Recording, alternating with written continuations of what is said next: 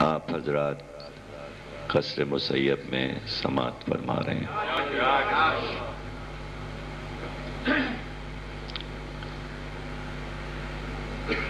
دنیا کا کوئی بھی ملک ہو، آج اس ترقی یافتہ دور میں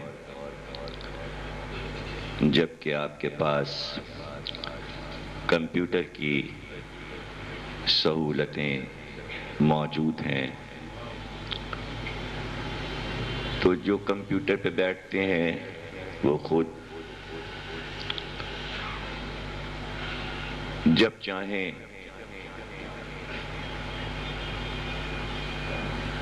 کہیں سے بھی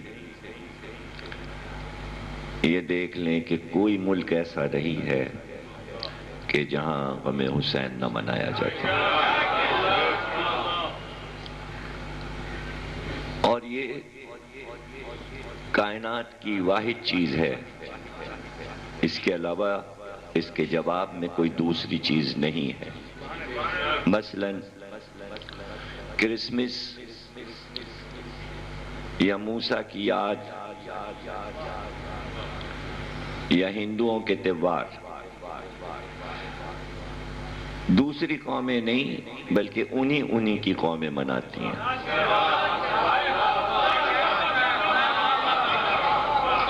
دیکھیے، نماز صرف مسلمان پڑھتے ہیں، ہندو نماز نہیں پڑھتا۔ عید میلاد النبی آپ کر رہے ہو، سعودی عرب نہیں کرتا۔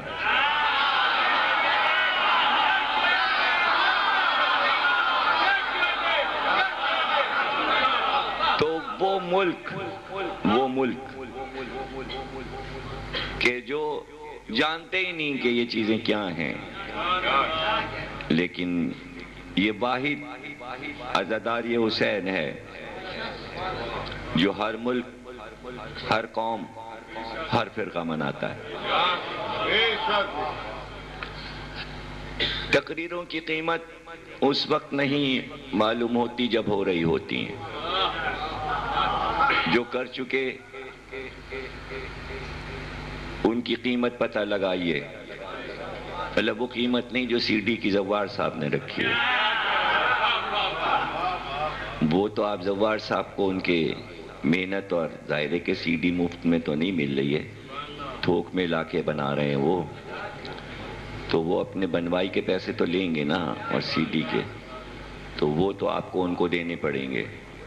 اور ابھی اور ان کے سپرد میں ایک کام کرنے جا رہا ہوں، تو ابھی وہ کام کریں گے، اور اگر ان سے آپ کو سی ڈی خریدنی ہے تو وہ آپ خریدیے گا، اور ویسے بازار میں مل رہی ہے، نہ ملے ویسے تو مل رہی ہے تمام پورے پاکستان میں، لیکن نہ ملے تو پھر سستی پڑے گی، ان سے لے لیجئے گا۔ سی ڈی کی نقل سستی پڑتی ہے، بازار سے کارڈ وغیرہ کی قیمت ملا کے وہ ذرا مہنگی ہو جاتی ہے۔ اور سی ڈی جو لوگ کمپیوٹر نہیں چلاتے تو وہ سی ڈی سے پھر کیسٹ بنوا لیں، آڈیو ویڈیو، یہ بھی سہولت ہے۔ جن کے گھر میں آڈیو کی سہولت ہو وہ آڈیو بنوا لیں، جن میں ویڈیو کی سہولت ہو۔ آج کل سب ایک دوسرے سے قریب ہوتے جا رہے ہیں، بہت ہی قریب ہوتے جا رہے ہیں۔ تو ان تقریروں کی قیمت کے جو اب تک کہا گیا، اس کے فوائد آہستہ آہستہ نظر آ رہے ہیں کہ کبھی ہم نے بغیر دلیل، بغیر حوالے کے بات نہیں کی۔ تو دیکھیے، جہاں مطالعہ ہے، جو صاحبان علم ہے، جو ہماری بتائی ہوئی بات پر فوراً کتاب کھولیں گے تو بات ان کے لیے ہے، آپ کو تو صرف سننا ہے۔ آپ کی ذمہ داری یہ نہیں ہے کہ آپ جا کے کتاب کھول کے دیکھو، دلیلیں اور بحثیں کرو، آپ کا کام یہ نہیں ہے۔ جن کا کام ہے وہ کر رہے ہیں، وہ یہاں سے لے کے امریکہ تک اور برطانیہ تک اور ہندوستان تک وہ ایک بحث جاری ہے جو تقریروں میں کہا گیا۔ تو اس کے جو فوائد ہیں وہ آپ کو بتاتا ہوں۔ تقریباً 30 برس ہو گئے مجھے جناب سیدہ کی شہادت کی مجلسیں کرتے ہوئے، اور میں نے اس کی بنیاد کراچی میں رکھی، اور اب ماشاءاللہ ساری انجمنیں اور امام باڑے اور ٹرسٹ کرنے لگے۔ پہلے کوئی کرنے کو تیار نہیں تھا، لیکن اب ظاہر ہے کہ ہمارے شہر کا بہت بڑا اجتماع جماعت اسلامی کی پہلی سے اور 3 تک ہوتا ہے۔ شروع میں یوم زینب بھی ہوتا ہے اور یوم جناب سیدہ بھی ہوتا ہے۔ یہ ساری چیزیں، یوم زینب کی بھی بنیاد ہم نے رکھی 11 محرم کو، اور اب وہ بھی دھوم دھام سے ہونے لگا اور بہت جگہوں پر ہونے لگا۔ سب سے پہلی مجلس یوم زینب کی یہ پرنس نے یاد دلایا تو یاد آیا کہ ان کے گھر پر ہی پہلی مجلس آج سے کوئی 30-35 سال پہلے، ان کا تو بچپنا ان کو تو یاد بھی نہیں ہوگا۔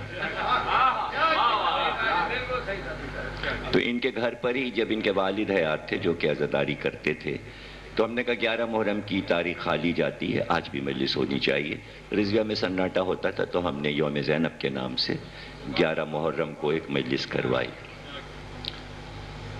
کئی جلوس، کئی مجلسیں، مثلا 21 رمضان کو صبح کو نماز کے وقت کچھ نہیں ہوتا تھا کراچی میں، اس کی بھی ہم نے بنیاد رکھی کہ 21 کی صبح مولا علی کی شہادت کے دن عین نماز میں 19 اور 21 کو مجلس ہونا چاہیے، اور 19 کی ضربت کی مجلس رکھوائی اور 21 کی شہادت کی مجلس نماز صبح کے فوراً بعد۔ اب جگہ جگہ ہونے لگی، لیکن بنیاد اس کی رضویہ کے مسجد سے ہم نے رکھی تھی۔ یہ سب پرانی باتیں ہو گئیں، بچے جوان ہو گئے اور جو پیدا ہوئے تھے وہ بہت بڑے بڑے نظر آنے لگے ہیں اب۔ تو یہ چیزیں اور یہ ورک کراچی میں جو ہمارا ہے، کوئی ڈھکا چھپا نہیں ہے، نہیں کہ ابھی ایک ذاکر نکلا، نام مشہورہ، پوسٹر لگ گیا، فلانا، یہ کہاں سے آیا، کیا ہو، یہ نہیں۔ ہمارا بچپن، ہماری جوانی، ہمارا بڑھاپا یہاں کا چپا چپا گواہ ہے۔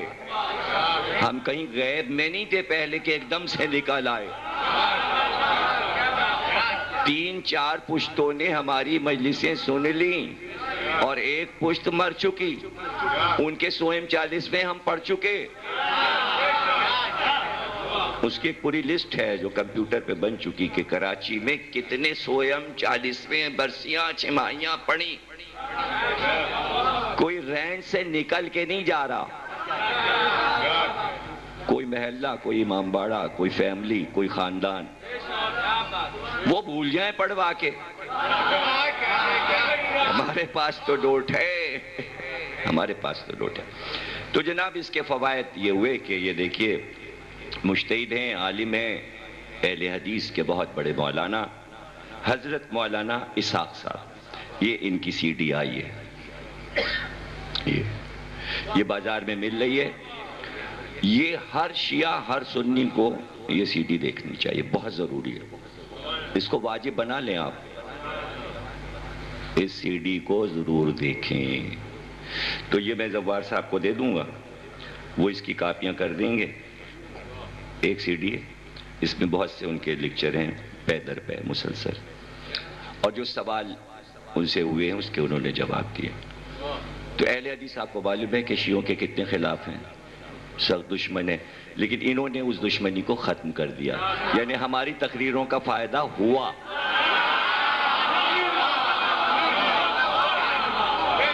دیکھیں ہم 30 برس سے جناب سیدہ کی شہادت کی مجلس میں کہہ رہے تھے کہ جناب سیدہ کا گھر جس نے جلایا،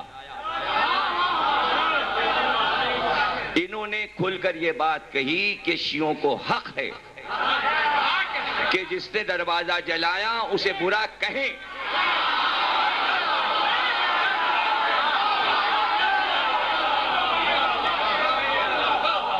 اس لیے کہ ہماری کتابوں میں لکھا ہے کہ زہرا کا بازو انہوں نے توڑا۔ نام میں نہیں لے رہا ہوں، سی ڈی میں پڑھ لینا، نا سن لینا۔ اور اس کے بعد انہوں نے کہا کہ کوئی شیعہ کافر نافر نہیں ہے، بات ہی ختم ہو گئی۔ بھئی آپ ہی کے لوگوں نے کہنا شروع کیا تھا، آپ نے بات ختم کرا دی، آئیے گلے لگ جائیں۔ عید میلاد النبی کے دن گلے لگ جائیں، اس لیے کہ انہوں نے دلیل یہ دی ہے کہ کافر مسلمان اس وقت ہوتا ہے جب منکر محمد اور رسول ہو جائے۔ شیعوں سے زیادہ محمد سے کوئی عشق نہیں کرتا۔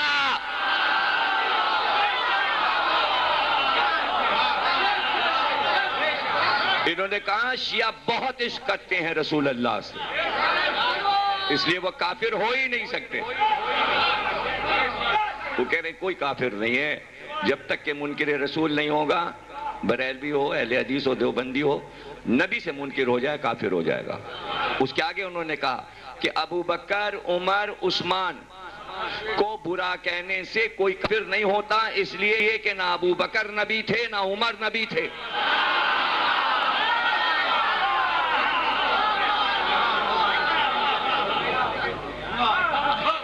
میں چھوڑ کے سنا رہا ہوں، ورنہ پہ سی ڈی دیکھنے کا کیا فائدہ۔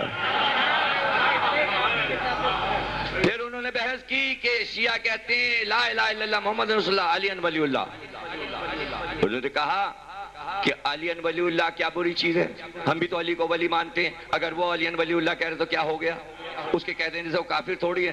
آپ اس کلمے کے آگے بڑھا لیجئے ابو بکر ولی اللہ، عمر ولی اللہ، عثمان ولی اللہ، نہ آپ برے نہ آپ کافر ہو سکتے ہو نہ وہ کافر ہو سکتے، آپ بھی اپنا کلمہ بڑھا لو، بڑھا لو آپ، تو علی ولی اللہ سے کوئی کافر نہیں ہو جاتا۔ تو جب اہل حدیث نے کہہ دیا کہ علی اللہ سے کوئی کافر نہیں ہو جاتا، تو ہمارے شیعہ علماء کے کب عقل آئے گی؟ وہ کب اس طرح کی سی ڈی بنا کے دیں گے؟ انتظار ہے۔ ایسی سی ڈی شیعہ علماء کی بنوا کے لائیے بازار میں۔ اور کیا؟ ساری بحثیں انہوں نے ختم کر دیں جو شیعہ سنی میں ہوتی تھیں۔ پاکستان میں ساری بحثیں ختم۔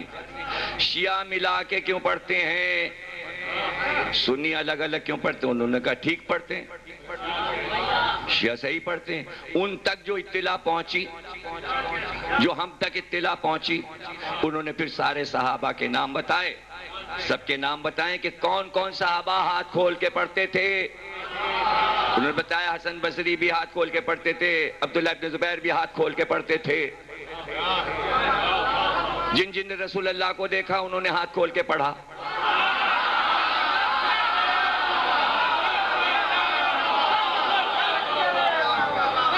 اس کے اوپر کوئی کافر نہیں ہو جاتا۔ اوقات پہ انہوں نے بحث کی، انہوں نے کہا کہ رسول اللہ نے ملا کے پڑھی، تو اگر شیعہ ملا کے پڑھتے تو کیا ہو گیا؟ یہ قصہ ہی ختم ہو گیا، بحث ہی ختم ہو گئی۔ اب اس بحث کی ضرورت ہی نہیں، اب تو کبھی کسی کے پاس پرچہ نہ جائے، نہ شیعہ کا نہ سنی کا، کہ سنی الگ الگ کیوں پڑھ رہا ہے اور شیعہ ملا کے کیوں پڑھ رہا ہے۔ نماز کے اوقات بتا دیے، نماز کی رکعتیں بتا دی، انہوں نے کہا سب شیعہ سنی کی نماز ایک ہی طرح کی ہے۔ صبح کی رکعتیں بتا دی، ظہرین کی بتا دی، مغرب کی بتا دی، عشاء کی بتا دی، کوئی اختلاف نہیں نماز وغیرہ میں۔ تو یہ سی ڈی پورے پاکستان کے سنیوں کو، شیعوں کو دیکھنا چاہیے، اور بڑا زبردست مجمع ہے، اور سب نے ان کی بات کو تسلیم کیا، ان کی بات کو مانا۔ تو اب بحث کیا رہ گئی؟ کوئی بھی نہیں۔ اب یہی چیزیں، یہ موٹی موٹی چیزیں اس کے اوپر لکھی ہوئی ہیں۔ مسئلہ کلمہ حل ہو گیا، یہ نمازیں ملا کے اور الگ الگ، یہ بھی مسئلہ حل ہو گیا۔ کیا شیعہ کافر ہیں؟ یہ مسئلہ بھی حل ہو گیا۔ یہ بیچ میں نہیں نظر آ رہا، کیا یہ کیا لکھا ہے؟ ہاں، ہاتھ کھولنا اور ہاتھ باندھنا، یہ مسئلہ بھی 1 2 3 4 5، یہ موٹے موٹے مسئلے ادھر یہاں پہ لکھ دیا۔ جو منکر رسول ہے وہ کافر ہے، ہیڈنگز بنا دی۔ لو بھائی زوار، یہ لو سی ڈی، اور یہ کتنے کی بنے گی ایک سی ڈی؟ تقریباً ایک سی ڈی کتنے کی پڑے گی؟ صحیح بتاؤ تاکہ میں لوگوں کو قیمت بتا دوں۔ نہیں میں نہیں لے رہا، سب لوگ لے رہے ہیں۔ کتنے تک کی دو گے ایک بنا کے یار؟ 25 روپے، 25 روپے کی ایک سی ڈی۔ اچھا بازار میں کتنے کی ہے؟ یہ 35 کی ہے، بچت ہو رہی ہے۔ ڈبے کے ساتھ 35، بغیر ڈبے کی 25۔ کل آپ لوگ لے لیجئے گا. بھائی کتنے لوگ لیں گے ذرا یہ بتائیے, وہ بنائیں کتنے؟ ارے بھائی ادھر دیکھ لو زوان, اتنے لوگ لیں گے بس, گن لو جلدی سے گن لو. ہاں کوئی 25 آدمی ہیں بس, 25 بنا لانا. صلوات پڑھیے گا.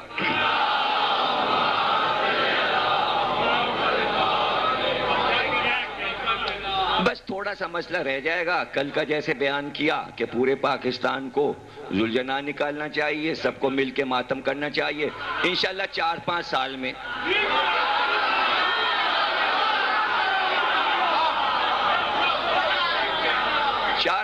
کے اندر انشاءاللہ اعلان کریں گے علماء کہ ہم آ رہے ہیں آپ کے ساتھ انجمن لے کے ماتم کرنے کے لیے.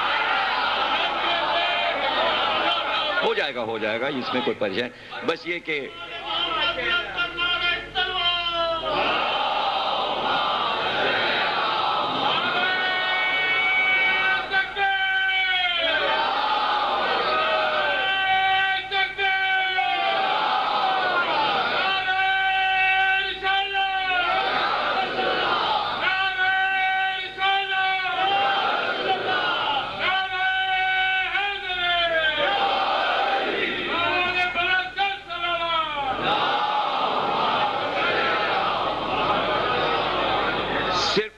مسئلہ ہمیشہ باقی رہے گا, اس کا ختم ہونا مشکل ہے.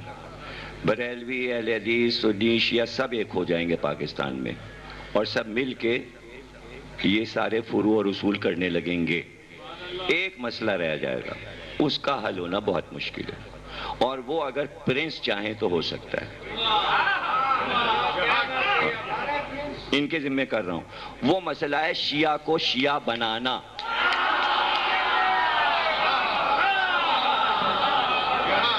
یہ مسئلہ ختم ہونا بڑا مشکل ہے.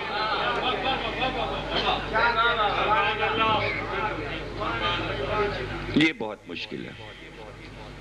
اس کے لیے آپ کو میں بتاؤں کہ یہ کیوں مشکل ہے. جنگ اخبار نے میرا ایک انٹرویو لیا, آئے گا چھپے گا وہ, تو انہوں نے کہا کہ بھئی یہ اودھ میں, لکھنؤ میں اتنی عزاداری پورے شہر میں کیسے ہوتی تھی, اور اب بھی ہوتی, گلی گلی کوچے کوچے ہر جگہ ہر محلے میں. میں نے کہا اس کی وجہ سنی. کہنے کہ کیا ایسا کراچی میں نہیں ہو سکتا پاکستان میں کہ یہاں بھی مرثیہ ترقی کرے جیسے لکھنؤ میں میر انیس اور مرزا دبیر کے مرثیے ساری دنیا پڑھتی تھی. میں نے کہا مشکل ہے, پاکستان میں نہیں ہو سکتا, وہاں ہو گیا. اب جو وجہ بتائیے وہ سن لیجئے. میں نے کہا اودھ کہتے ہیں ملک کو, اس کا دارالحکومت ہے لکھنؤ. اودھ سمجھے آپ کیا ہے؟ اودھ پاکستان کا 4 گنا بڑا ہے, 68 ضلع ہیں. آگرہ اور اودھ ایک ہے, سمجھے آپ. آج اسے کہتے ہیں یو پی, اتر پردیش, جو ہندوستان کا سب سے بڑا صوبہ ہے. اس سے بڑا کوئی صوبہ ہندوستان کے پاس نہیں ہے, اور یہ دل ہے ہندوستان کا. اور ہمالیہ پہاڑ اودھ میں ہی تھا, اور آج بھی ہے, یو پی میں ہے ہمارے. اور یہ سارے مشہور شہر جتنے آپ کو نام یاد ہوں, جتنے نام آپ کو ہندوستان کے شہر کے یاد آئیں ذہن میں, وہ سب یو پی میں پائے جائیں گے. بنارس ہے, جبل پور ہے, الہ آباد ہے, کانپور ہے, نام آپ لیتے جائیے. یعنی جو بھی نام لیں گے وہ ہوگا اودھ میں, سمجھ گیا. اور جتنی مشہور ہستیاں ہیں سب اودھ کی. پنڈت جواہر لال نہرو اودھ, سونیا گاندھی ابھی جہاں سے الیکشن لڑیں گی رائے بریلی اودھ. یہ علاقہ پرانا ہے نہرو خاندان کا, رائے بریلی,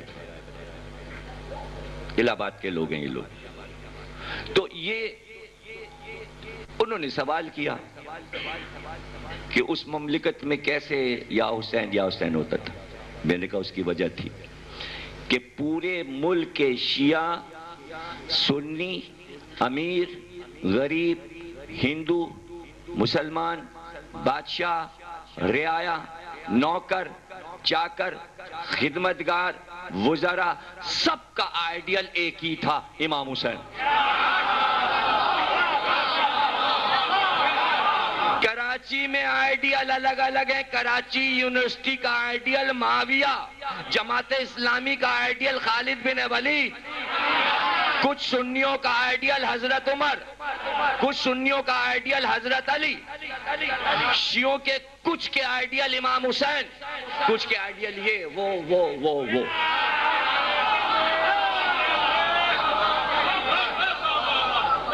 میں نے کہا اس لیے یہاں ترقی نہیں ہو سکتی، نہ عزاداری کو، نہ مرثیے کو، نہ نوے کو پورے ملک میں آپ نہیں پھیلا سکتے، سب کے آئیڈیل الگ الگ۔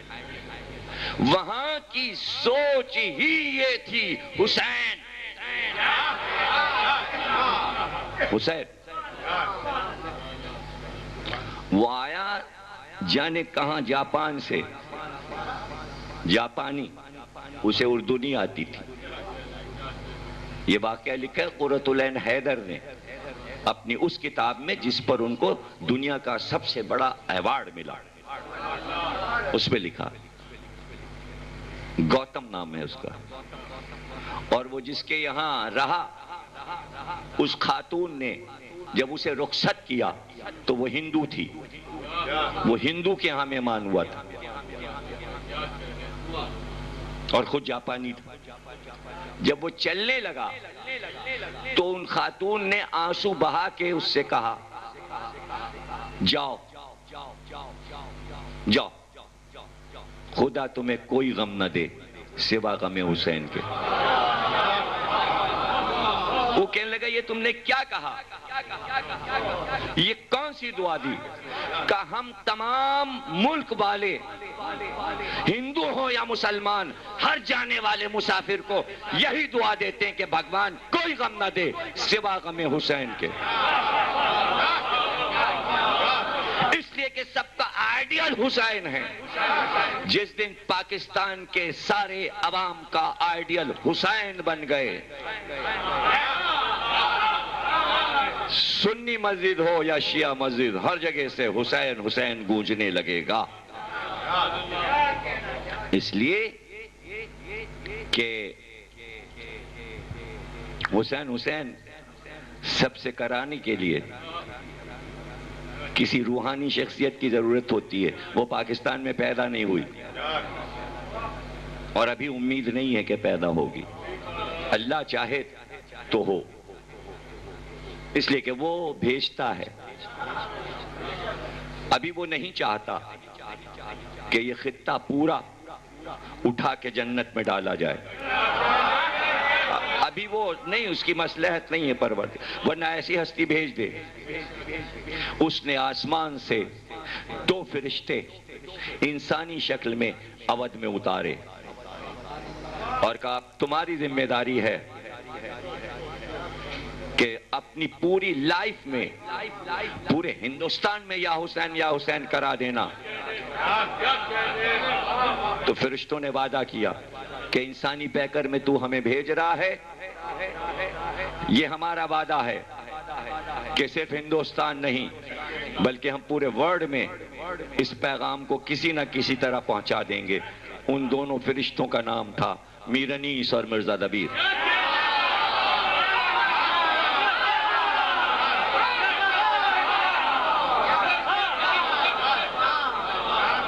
آج وہ ملک جہاں خانہ جنگیاں ہوتی ہیں، ان باتوں کو سینے پہ لکھنا ورنہ پا نہیں سکو گے، مطالعے میں نہیں آ پائیں گی اور کوئی سمجھا بھی نہیں پائے گا۔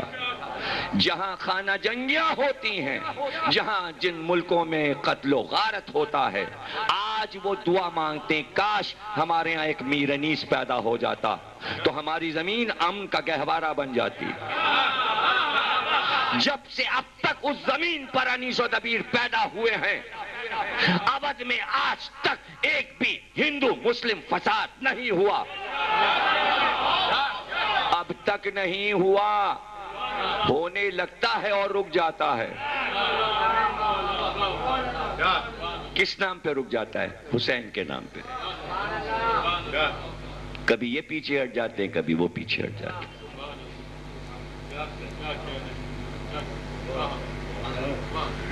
اب یہ کیسے ہو گیا؟ اسی کی کہانی تو آج کی تقریر میں سنانی کہ یہ ہو کیسے گیا، یہ ہوا کیا؟ جہاں خدا چاہے اس کا کرم ہو جائے۔ مسلمان ہوتا ہی نہیں تھا اودھ میں، اس لیے کہ وہ ہندوؤں کی ہی سرزمین تھی، وہاں مسلمان نہیں پایا جاتا تھا۔ آج سے 300 400 500 برس پہلے، اس لیے کہ وہ زمین ہندوؤں کے دیوتاؤں کی تھی۔ وہ ان کا، جیسے آپ مکے مدینے جاتے ہو تو ان کا پاک مقام اودھ ہے، سمجھ رہے ہو نا؟ جیسے آپ کے لیے کربلا، آپ کے لیے مشہد، ہندوؤں کے لیے اودھ، اس لیے کہ اودھ میں ہی گنگا جمنا بہتے ہیں۔ گنگا جمنا ان کی دیویاں ہیں۔ تیسری بڑی ندی گومتی، وہ بھی ان کی دیوی، اور وہیں سارے ان کے بھگوان کے اوتار وہیں اترے۔ اسے کہتے ہیں رام بھومی، بھومی کہتے ہیں زمین کو، رام کی زمین، لکشمن کی زمین، یعنی جو ان کی آسمانی کتابیں جسے وہ آسمانی کہتے ہیں اور ہم اسے الہامی کہتے ہیں، وہیں اتری، رامائن وہیں اتری۔ اور یہی جھگڑا ہے رام بھومی، جہاں رام پیدا ہوئے، رام کا جنم استھان یعنی بابری مسجد، جسے آج وہ رام مندر کہتے ہیں، فیض آباد اجودھیا، اسی کا جھگڑا ہے۔ عجیب بات یہ ہے کہ جب شیعہ بادشاہ وہاں تھے تو کبھی بھی یہ جھگڑا ہندوؤں نے نہیں کیا کہ یہ رام کی پیدائش کا استھان ہے، ہم یہاں مندر بنائیں گے، مسجد ہٹاؤ۔ بابری مسجد اس وقت بھی بنی ہوئی تھی، لیکن بادشاہوں نے، حسین کے چاہنے والے بادشاہوں نے مسئلہ یوں حل کیا کہ عمارت ایک ہی رہے، اتنے سے اتنے اوقات میں ہندو آئیں، لیکن جب محرم آئے گا یہاں سے علم اٹھے گا، یہاں سے تازیہ اٹھے گا۔ جب پاکستان بنا اور مسلمان ادھر آ گئے تو مسجد میں تالا لگ گیا، اور جو علم وہاں سے بابری مسجد سے اٹھتا تھا وہ بند کر دیا گیا۔ علم کا بند ہونا تھا کہ فساد شروع ہو گیا کہ ہندوؤں نے کہا زمین ہمیں دے دو۔ اگر علم نکل رہا ہوتا تو کبھی بھی ہندو نہ کہتا یہ زمین ہمیں دے دو۔ آپ کو بابری مسجد کا قصہ ہی نہیں معلوم تو ہم کیا کریں؟ اس کی ایک پوری تاریخ ہے، اس پہ کتابیں ہیں، بابری مسجد کی تاریخ۔ وہاں تعزیہ رکھا جاتا تھا، تعزیہ ہٹا دیا گیا، جھگڑا ہو گیا۔ تعزیہ عالم حسین امن کے پیغامبر، ہندو یہی مانتا ہے کہ ہمارے جتنے دیوتا آئے ان سارے دیوتاؤں میں، آسمانی دیوتا میں حسین سب سے بڑے دیوتا تھے۔ جن جن لوگوں نے انیتا رائے کی کتاب لی ہے اور پڑھی ہے ان کو معلوم ہوگا، جو اس نے امام حسین پہ کتاب لکھی، اس نے کہا کوئی ہندو ایسا نہیں ہے جو حسین کو خدا کا مظہر نہ سمجھتا ہو اور اپنا بھگوان نہ سمجھتا ہو۔ سمجھ رہے نا آپ؟ یہ ہے اس سرزمین پر کہ جہاں سوا ہندو کے کوئی نہیں تھا، وہاں مسلمان نہیں رہتا تھا ہی نہیں، سارے راجے مہاراجے ہندو۔ یہ عجیب بات ہوئی کہ مغل بادشاہوں کو پریشانی تھی ہندو مہاراجوں سے، اس لیے کہ وہ علاقہ ہندوؤں کا تھا اور وہ ہندوستان کا سب سے بڑا علاقہ تھا۔ اسی زمانے میں محمد علی شاہ کے وزیر جو کہ ایران سے آئے تھے اور نیشا پور کے تھے، اور ان کا خطاب تھا برہان الملک، موسوی سید تھے، 7ویں امام کی اولاد، انہوں نے بہت فتوحات کی تھی. بادشاہ نے کہا کہ ہم اودھ آپ کے سپرد کرتے ہیں. اور برہان الملک کے صرف ایک ہی بیٹی تھی, بیٹا کوئی نہیں تھا. اتفاق سے محمد علی شاہ بادشاہ کے بھی کوئی اولاد نہیں تھی. جو مغل بادشاہ تھا اس نے برہان الملک کی بیٹی کو اپنی بیٹی بنا لیا. بیٹی کا نام تھا امت الزہرا. چونکہ بادشاہ نے, ہندوستان کے اتنے بڑے بادشاہ نے وزیر کی بیٹی کو اپنی بیٹی بنا لیا. اور برہان الملک سے کہا آپ اس علاقے کو فتح کیجئے اور یہ آپ کو دیتے ہیں علاقہ. آپ ہی اس کے صوبے دار, آپ ہی اس کے گورنر, آپ ہی اس کے مالک, اس لیے کہ یہ ہمارے قبضے میں نہیں آ رہا ہندو مہاراجوں کی وجہ سے. برہان الملک چلے دہلی سے, کشتی چلی. جب بڑے بڑے وزراء سفر کرتے تھے تو ان کے ساتھ نجومی, رمال, وید, پنڈت, مسلمان نجومی سب بیٹھتے تھے, ستاروں کا حال بتاتے تھے. اب کیا ہونے والا ہے, ایک ایک لمحے کی خبر بتاتے تھے. اب کیا ہونے والا ہے, ذائچہ دیکھا, کنڈلی دیکھی, کا ستارہ یہ کہتا ہے اب یہ ہونے والا ہے, اب یہ ہونے والا ہے. کچھ غلط ہوتا ہوگا, کچھ صحیح ہوتا ہوگا, لیکن بادشاہوں کے ساتھ ہوتے ہیں. ایک طرف ہندو نجومی, ایک طرف مسلمان نجومی, اور کشتی دریا میں جا رہی تھی. یہ ہے گھاگرا دریا جو فیض آباد میں بہتا ہے. یہ گورکھپور ہوتا ہوا اور بہار چلا جاتا ہے. بہار کی سرحد اودھ سے ملتی ہے. بنارس جونپور کے بعد بہار شروع ہو جاتا ہے. اور ادھر ہمالیہ سنتری بنا ہوا کھڑا ہوا ہے. چین اور اودھ کے بیچ میں ہمالیہ پہاڑ جو دنیا کا سب سے اونچا پہاڑ ہے.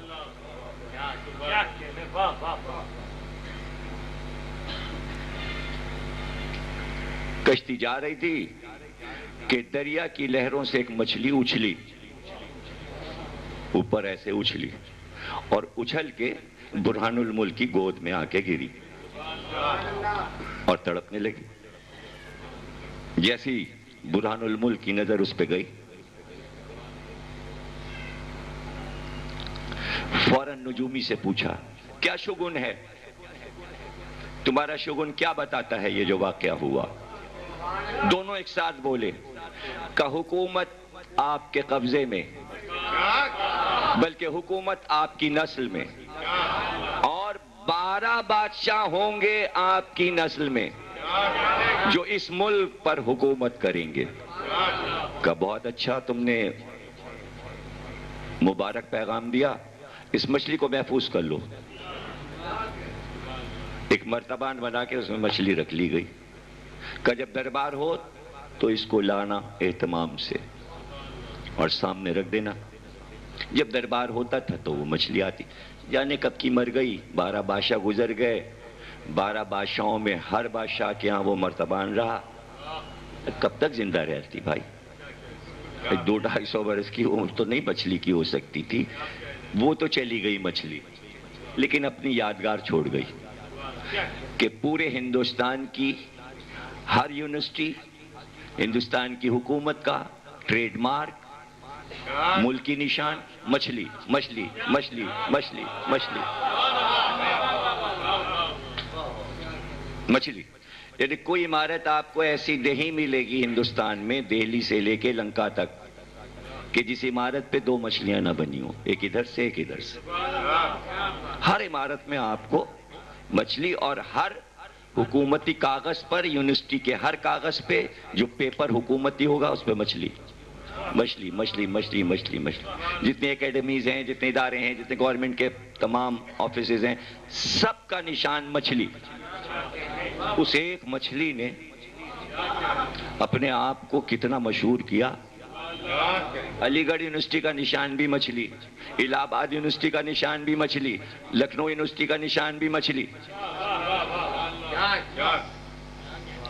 آپ جناب چلیے, یہ تو چل رہا ہے 250-300 سال سے مچھلی, مچھلی, مچھلی.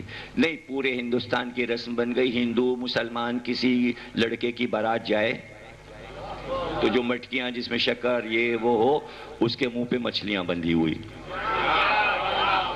اچھا چلیے یہ بھی غنیمت، کوئی بارات مچھلی کے بغیر نکلتی ہی نہیں. اور سنیے، ایک رسموئی کے بادشاہ جب نکلے گا اور اس کی سواری نکلے گی تو آگے آگے ماہی اور مراتب ہوں گے، بغیر ماہی مراتب کے جلوس نہیں نکلے گا. ماہی کیا؟ مچھلی. تو آگے آگے ایک سونے کی مچھلی ہوتی تھی اور اس کو پکڑے ہوئے ہاتھی پہ آدمی بیٹھا رہتا تھا، سونے کی اتنی بڑی مچھلی. مراتب کہتے تھے سورج کو، سونے کا سورج ہوتا تھا. جس بادشاہ کے آگے ماہی و مراتب چلیں وہ سب سے بڑا بادشاہ کہلاتا. لیکن مچھلی آگے، مچھلی آگے. چلیے یہ بھی غنیمت ہے. نہیں، پورے ہندوستان میں یہ دعا بن گئی، جب کوئی گھر سے نکلا دہی مچھلی لیتے آئیے گا.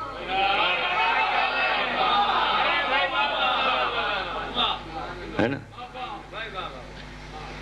اب جو لوگ نہیں واقف، بیچارے مطالعہ ادب، اردو ادب وغیرہ، وہ تو ذرا پریشان ہو گئے. لیکن ہماری بات پہ تو یقین کر لو. سوال یہ کہ مچھلی اچھلی کیوں اور برہان الملک کی گود میں آئی کیوں؟ اب بادشاہ نے محل بنوایا اپنا، اس کے رکھے 52 دروازے، ہر دروازے پر 2 مچھلیاں. ہندی میں کہتے ہیں مچھی، بنگالی میں بھی کہتے ہیں مچھی. تو جو وہاں کی زبان تھی اس زمانے کی، بھمن کہتے ہیں محل کو، قلعے کو، تو اس کا نام تھا مچھی بھمن. اس میں انگریزوں نے بارود بھرا تھا. جب 1857 میں جنگ آزادی ہوئی تو وہ ایک دم سے کسی انگریز کے ہاتھ سے مشل چھوٹی اور جتنا بارود بھرا تھا وہ پورا محل اڑ گیا. اور کہتے ہیں اتنا بڑا دھماکہ دنیا میں کبھی نہیں ہوا تھا. پورا قلعہ جب اڑا، بارود اڑ گیا، اس میں سارے انگریز مر گئے. یہ 1857. تو وہ محل نہ رہا جو مچھی بھمن، جس میں 52 دروازے تھے. یہ تو ہسٹری ہے. یہ مچھلی کیوں اچھلی؟ یہ گود میں کیوں آئی؟ یہ مچھلی چیز کیا ہے؟ یہ مچھلی کہاں سے آ گئی؟ اور یہ کیسے مچھلی کو دیکھ کے نجومیوں نے کیسے کہا 12 بادشاہ ہوں گے؟ یعنی مچھلی سے یہ کیسے انہوں نے پتہ لگایا کہ اس کی نسل میں 12 بادشاہ آئیں گے، یعنی اس کو ہٹا کے 12 آئیں گے، جبکہ اس کے بیٹا بھی نہیں ہے. بھائی برہان الملک کے بیٹا نہیں ہے تو اس کو کہنا چاہیے تھا نجومیوں سے، بھائی میرے بیٹا کہاں جو میری نسل میں 12 بادشاہ آئیں گے؟ ابھی تو میری ایک بیٹی ہے چھوٹی، اس کی تو شادی بھی نہیں ہوئی. اور بادشاہ نے نہ نجومیوں کو ڈانٹا، نہ ہندو کو، نہ مسلمان کو، بلکہ مچھلی کو رکھوا لیا محفوظ کر. کیا سمجھ گیا وہ؟ یہی ذہانت، اس لیے کہ وزیر تھا. بے وقوف تو وزیر بناتے نہیں تھے مغل. عقلمند رہا ہوگا، بات تو سمجھا ہوگا نا کچھ. ہماری آپ کی طرح تھوڑی کہ بے وقوفوں کی طرح ہم بولتے رہے آپ سنتے رہیے. وہ ہمیں معلوم ہے آپ کیوں چپ ہو. آپ تو نتیجے کے چکر میں بیٹھے ہوئے ہو. یہ جو اذیت برداشت کر رہے ہو ہم سمجھ رہے ہیں اور ہم اذیت دے رہے ہیں.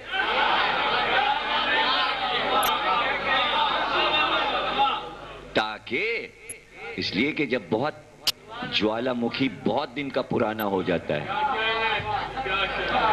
ہاں تو بڑے دیر سے اندر دل میں کھلبلی ہو رہی، کیا ہے یہ مچھلی اور کیا ہے یہ سب، کیوں پڑھ رہے ہیں اور کیسے برہان الملک سمجھ گئے.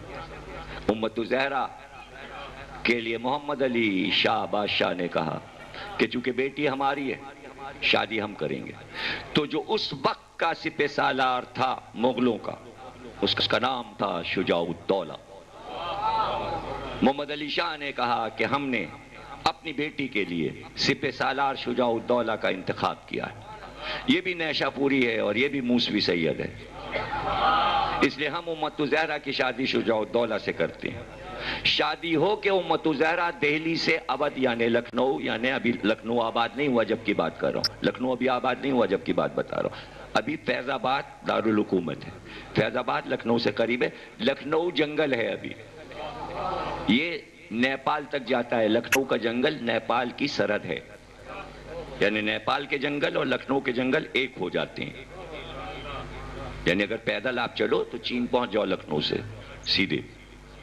جب چین نے حملہ کیا ہندوستان پہ تو ہم کالج جاتے تھے تو ہم نے دیکھا کہ ریلوے پل کے اوپر فوج کھڑی ہندوستان کی. تو ہم نے کہا بھائی یہاں کیوں فوج کھڑی؟ کہہ لیں ادھر سے چین کی فوج آنے والی ہے.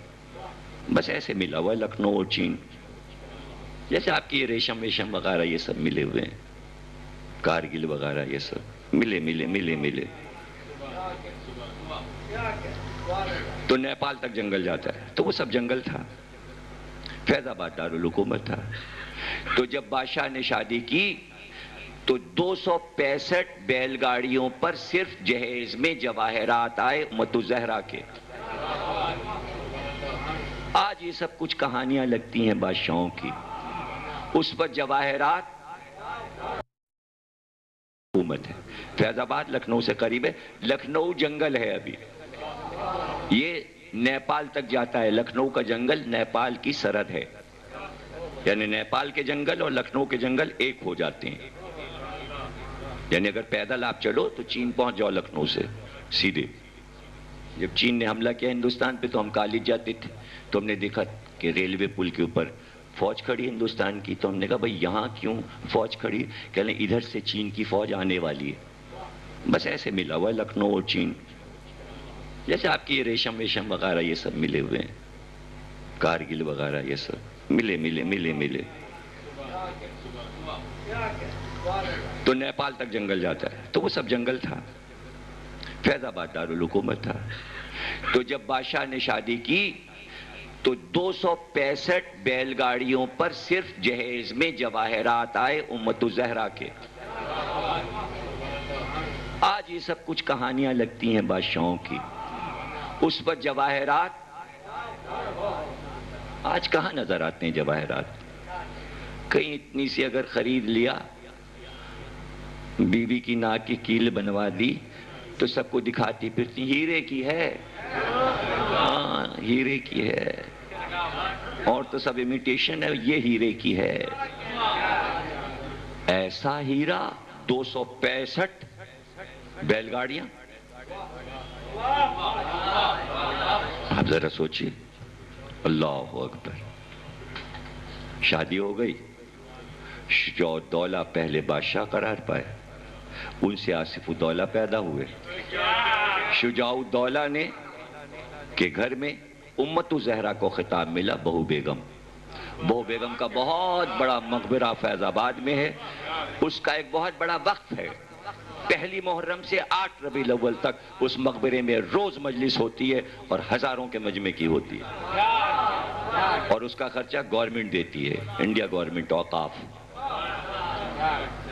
بیٹا پیدا ہوا آصف الدولہ. اس نے امام باڑہ بنایا آصفی. پھر ان کے بھائی سعادت علی خان آئے.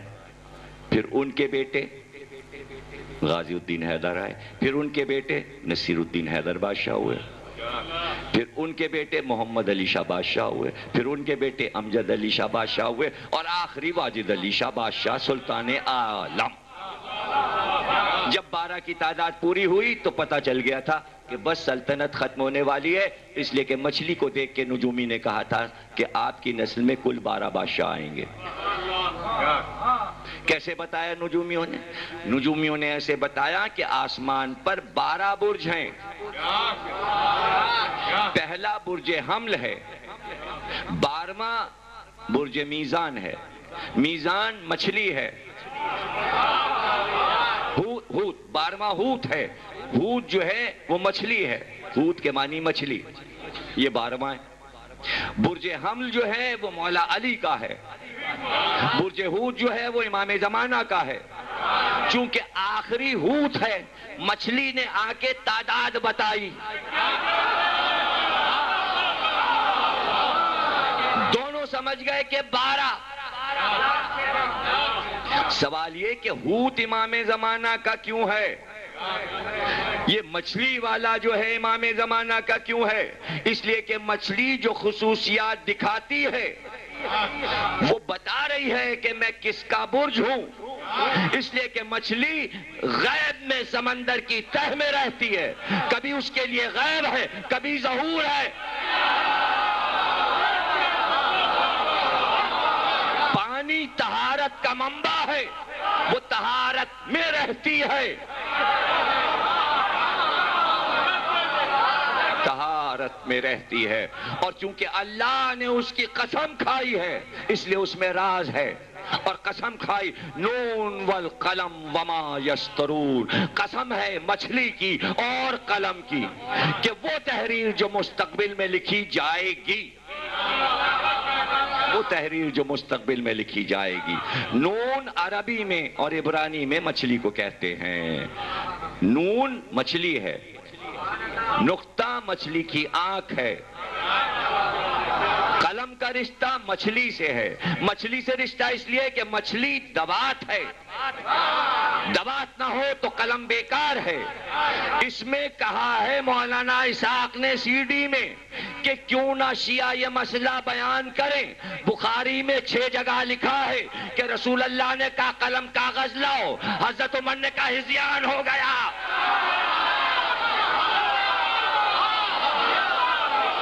یہ اس میں ہے سی ڈی میں، نام سن لینا۔ پہلے حدیث نے کہا کہ جب لکھا ہوا ہے تو کیوں نہ کہیں وہ اپنی مجلس میں، ایک چیز لکھی ہے مستند تو کیوں نہ کہیں۔ امام بخاری نے لکھا، اور ان کا امام بخاری کے جو استاد تھے شیبانی، وہ بھی ان چیزوں پر عقیدہ رکھتے تھے، اس لیے کہ کتابوں میں چلا آ رہا تھا۔ سمجھ رہے نا؟ یہ ہے قلم کاغذ اور دوات کا رشتہ، وہ تہذیب، وہ ادب، وہ زبان ان 12 بادشاہوں نے دیا کہ انگریزوں نے کئی ہزار کتابیں لکھ ڈالی اس پیریڈ پر، اور اب تک مدعا ہیں کہ روئے زمین پر اگر یہ والی سلطنت باقی رہ جاتی اور ساری دنیا اس سلطنت کی نقل کر لیتی تو کبھی دنیا پہ نہ جھگڑا ہوتا، نہ فساد ہوتا، نہ فرقہ وارانہ فساد ہوتا۔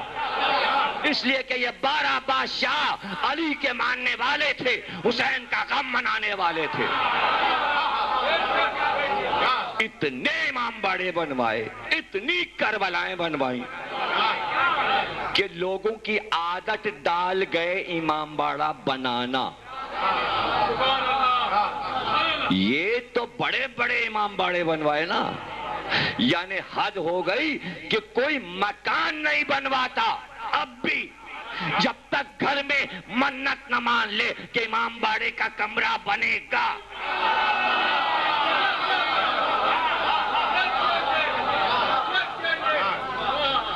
آپ کہو گے یہ تو کراچی میں اس لیے ختم ہو، چھوٹے چھوٹے فلیٹوں میں امام باڑہ کہاں؟ انہوں نے اس کا بھی راستہ نکال لیا کہ اگر کسی کا 80 گز اور 40 گز کا مکان ہوگا تو کیا حسین کو چھوڑ دیں؟ تو انہوں نے چھوٹے چھوٹے لکڑی کے امام باڑے بنا لیے کہ یہی دیوار میں آویزہ کر لیں گے مگر حسین کو نہیں چھوڑیں گے، چاہے غریب سے غریب پر ہو جائیں۔ کروڑوں انسان، ہندو کیا سکھ، ایسے نہیں پتا چلے گا۔ ابھی ایک سی ڈی آئی ہے عامر کی، اس میں پہلا نوا ہے حسین آپ کو ہندوستان بلاتا ہے۔ وہ نوا آپ لوگ سنیے، ابھی اس سال کا نیا نوا ہے، اور دبئی سے کیسٹ آئی، اسے پتا چلے گا کہ وہ سرزمین پکار رہی ہے۔ اور رجت پہ جتنی کتابیں ہیں اور ظہور پہ جتنی کتابیں ہیں سب جمع کیجئے تو آپ کو پتا چلے گا۔ اور کربلا کی صبح سے ملا دیجئے لا کر ظہور مہدی کو، تو 2 حدیثیں جب ملتی ہیں تو میرا سبجیکٹ بنتا ہے۔ صبح کو حسین نے کہا مجھے سرحد پار کر کے نکل جانے دو، نہ تم سے غرض نہ اس امت سے مطلب، اے عمر ساتھ راستہ دے کہ میں اپنے گھر والوں کو لے کر ہندوستان چلا جاؤں، راستہ کھول دے، نہ تم سے مطلب، نہ قوم سے مطلب، نہ اس زمین سے مطلب، ہمیں جانے دو ہندوستان۔ اس لیے یہ مصرع آیا ہے حسین آپ کو ہندوستان بلاتا ہے، اس لیے کہ تمنا کی تھی کہ مجھے ہندوستان جانے دو صبح عاشور۔ اور اب حدیث یہ ہے ہر امام کی، ہر امام نے بیان کی رجت میں حدیث کہ جب آئیں گے سارے ائمہ اور جب نبی کے سامنے آئیں گے تو سب سے پہلے حسین سے بولیں گے رسول اللہ، علی بھی سامنے ہوں گے، حسن بھی، اور سارے امام، اور سب سے پہلے حسین کو آواز دیں گے اور کہیں گے جاؤ یہ علم لو اور میں تمہیں ہندوستان کی حکومت حسین دیتا ہوں۔ اور حسین ہندوستان پر حکومت کریں گے 13 کروڑ برس، یعنی ختم ہے، کوئی دنیا ختم نہیں ہوگی کہ قیامت آ جائے۔ قیامت تو جب آئے گی نا کہ جب دنیا حسین کو چھوڑ دے، نہیں سمجھے؟ جب پوری دنیا پکارے گی حسین حسین، قیامت نہیں آئے گی۔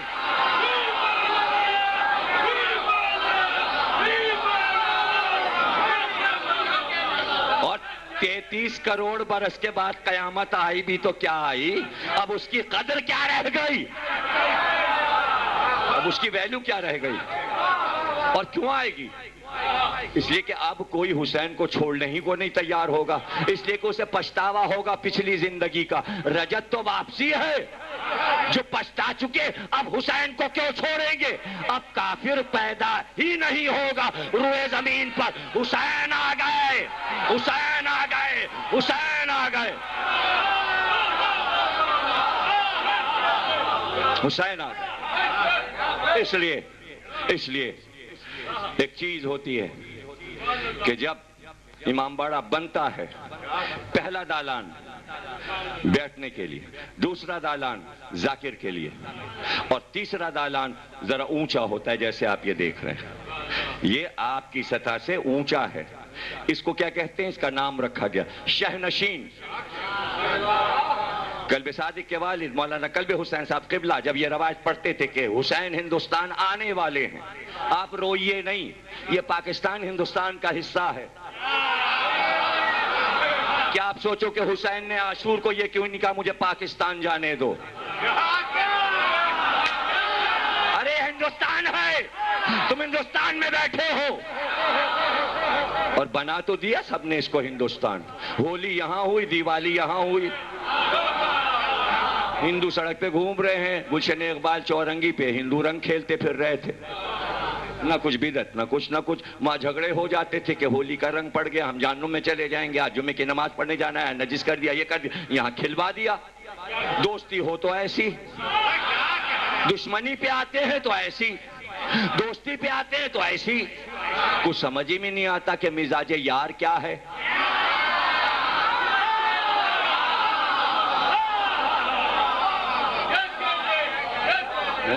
کیا ہے مزاج؟ اب ایسی دوستی تو یہ تو حصہ ہے، یہ ملا کے آنا ہے۔ اور آپ کو پتہ ہے پرانا ہندوستان کہاں تک تھا؟ نہ زبان کھلوائیے، لیکن حسین کے پاس کل تو کیا اور سارے ملک نہیں، دارالحکومت بنائیں گے حسین اس کو۔ امام زمانہ کا دارالحکومت کوفہ، نجف، حسین کا دارالحکومت یہ خطہ۔ اور اٹھا کے دیکھیے فہرست حسین کے شہیدوں کی، سب سے زیادہ ہندوستان کے ہیں شہداء۔ حیران ہو جائیں گے آپ کیسے؟ اس لیے کہ جو کوفے سے آئے تھے وہ کوفے والے نہیں تھے حسین کے ساتھ، وہ مہاجرین تھے ہندوستان کے۔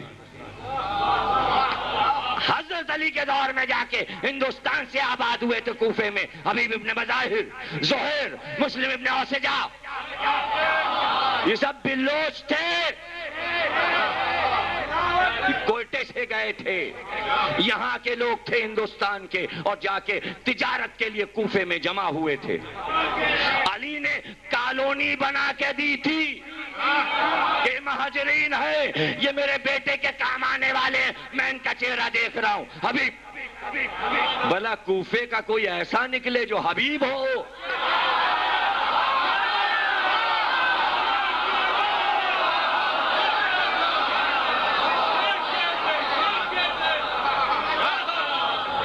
یہاں سندھ کے سب سے بڑے شاعر ایاز نے کتاب لکھی، سندھ کے وہ عظیم سپوت، کوئٹے کے عظیم سپوت جو ائمہ کی خدمت میں رہے، یہ الگ موضوع ہے۔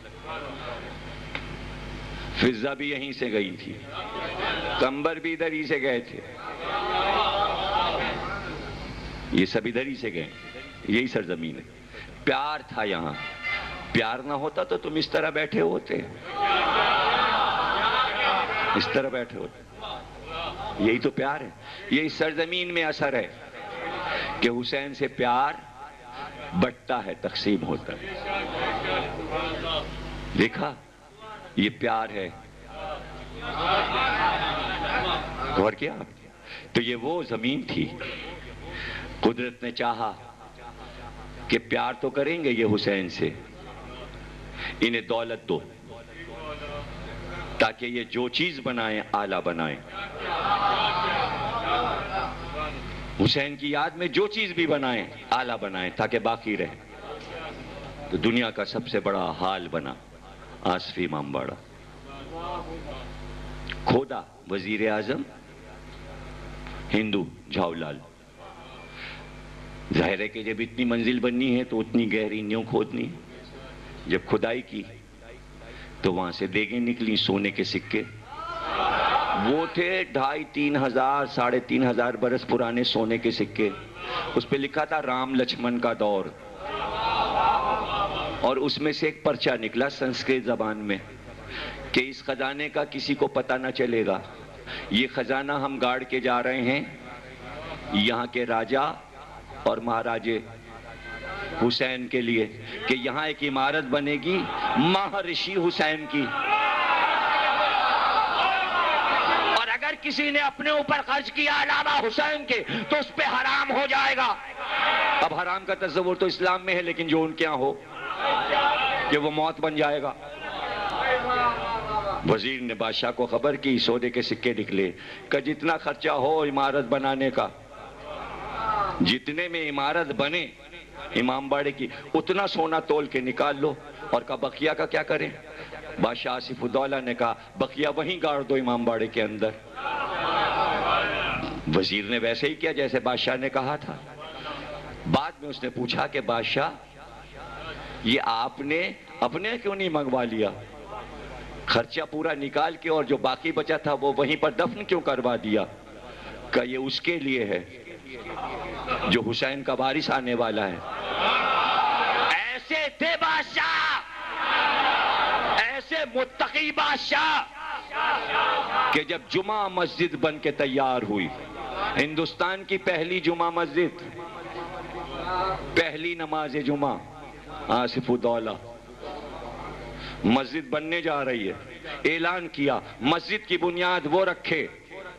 سنیے ہسٹری کا واقعہ، ایسے تھے یہ نواب پاکیزہ، مجتہد تھے یہ، اور مجتہد بنانے والے بھی یہی، اس لیے کہ پہلا شیعہ مجتہد غفران مآب کو نجف بھیج کے آصف الدولہ نے بنوایا، اپنے خرچے پہ بھیجا، جائیے اجتہاد پڑھ کے آئیے نجف جائیے، تاکہ پہلا پیش امام آپ کو بنایا جائے۔ پڑھ کے آئے، مسجد کی بنیاد وہ رکھے جس کی پوری زندگی میں صبح کی نماز کبھی قضا نہ ہوئی ہو۔ پورا ملک کو منڈایا، ایک بھی ایسا نہیں نکلا جو یہ کہتا صبح کی میری پوری عمر میں جب سے بالغ ہوا 14 برس کی عمر سے اب تک قضا نہیں ہوئی۔ اب سب مڑ مڑ کے دیکھ رہے تھے ایسا کون جیالہ نکلے گا جس کی پوری زندگی میں صبح کی نماز قضا نہ ہوئی ہو۔ ایک بار بادشاہ آصف الدولہ خود آگے بڑھے اور کہا بنیاد میں رکھوں گا۔ بڑے بڑے علماء تھے، کہا اس لیے کہ بچپن سے میرے باپ نے عادت ڈالی تھی کہ صبح جا کے فوج کی پریڈ کروایا کرو، اس لیے مجھے سویرے اٹھا دیا جاتا تھا، شاہی آداب سے اٹھایا جاتا تھا، تو صبح کی کیسے قضا ہو سکتی تھی؟ اس لیے کہ ڈیوٹی تھی۔ اور بنیاد رکھی تو دنیا کی پہلی جامع مسجد شیعوں کی، اس کی بنیاد آصف الدولہ نے رکھی۔ اتنا متقی، اتنا زاہد کہ اتنا باٹا، اتنا دیا کہ آج تک دکانوں پہ لکھا ہے جس کو نہ دے مولا اس کو دے آصف الدولہ۔ مسل بن گئی اور اب تک بنی ہوئی ہے. اور یہی عہد تھا کہ 2 فرشتے انسانی شکل میں اترے. کیوں اترے؟ اس لیے کہ دولت دے دو تاکہ سجا دیں، لیکن ضروری یہ ہے کہ ان کے اندر دہشت گردی نہ آئے، بدماشی نہ آئے، گنڈا پرستی نہ آئے، یہ اخلاق کے رنگ میں رنگ جائیں. جو حسینی اور بنی ہاشم کی سیرت تھی وہ کون سکھائے؟ فرشتوں کے علاوہ کون سکھا سکتا تھا؟ تو اللہ نے ڈیوٹی لگائی انیس اور دبیر کی، انہیں تہذیب ایسی سکھا دو کہ صدیوں ختم نہ ہو. ان کو بتاؤ، ادب بتاؤ، تاکہ حسینی عزاداری میں انیس کا پرچم لہرائے. یا رب چمن نظم کو گلزار ارم کر، تو فیض کا مبدا ہے توجہ کو دم کر، گمنام کو اعجاز بیانوں میں رقم کر. جب تک یہ چمک مہر کے پرتوں سے نہ جائے، اقلیم سخن میری قلم رو سے نہ جائے. آؤں طرف رزم ابھی چھوڑ کے گر بزم، خیبر کی خبر لائے میری تب اولو لزم. بھائی قطع سر آدھا کا ارادہ جو ہو بالجزم، دکھلائے زباں سب کو یہی مار کے رزم. جل جائیں ادو آگ بھڑکتی نظر آئے، تلوار پہ تلوار چمکتی، بھائی تلوار پہ تلوار چمکتی نظر آئے. اور ایک زباں ماہ سے تا مسکن ماہی، عالم کو دکھا دے برش سیف الہی. جرأت کا دھنی تو ہے یہ چلائیں سپاہی، لارب تیرے نام پہ ہے سکہ شاہی. ہر دم یہ اشارہ ہو دوات اور قلم کا، تو مالک و مختار ہے اس طبل و علم کا. تو ناقدری عالم کی شکایت نہیں مولا، کچھ دفتر باطل کی حقیقت نہیں مولا. میں کیا ہوں کسی روح کو راحت نہیں مولا، باہم گل و بلبل میں محبت نہیں مولا. میں کیا ہوں کسی روح کو راحت نہیں مولا. عالم ہے مقدر، عالم ہے مقدر، کوئی دل صاف نہیں ہے. اس عہد میں سب کچھ ہے پر انصاف نہیں ہے.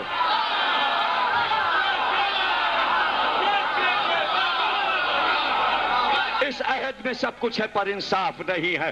تو تائید کا ہنگام ہے، تو تائید کا ہنگام ہے. یا حیدر صفدر تو صاحب اکرام ہے، یا حیدر صفدر تیرا ہی کرم عام ہے. یا حیدر صفدر تنہا تیرے اقبال سے شمشیر بکف ہوں، سب ایک طرف جمع ہے میں ایک طرف ہوں.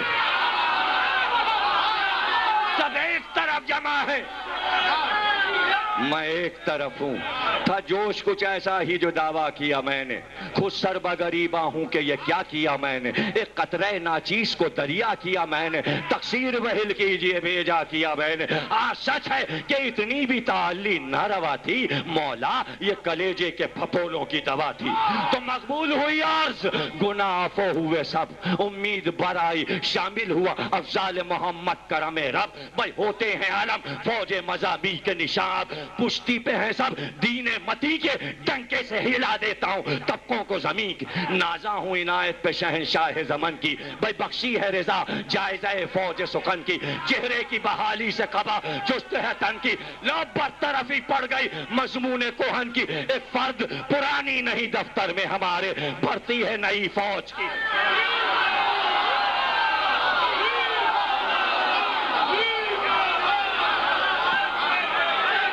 بھرتی ہے نئی فوج کی لشکر میں ہمارے.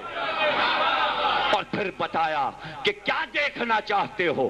خیبر دکھاؤں آنکھ سے، خندق دکھاؤں آنکھ سے، بدر دکھاؤں، احد دکھاؤں. یہ انیس تھے، یہ انیس تھے. اور انیس نے کہا صبح عاشور دیکھو گے؟ صبح صادق کا ہوا چرخ پہ جس وقت ظہور، زمزمے کرنے لگے یاد الہی میں طیور. مثل خورشید برآمد ہوئے خیمے سے حضور، یک بیک پھیل گیا چار طرف دشت میں نور. شجہت میں رخ مولا سے ظہور حق تھا. صبح کا ذکر ہے کیا؟ چاند کا چہرہ فخ تھا. صبح کا ہے ذکر کیا؟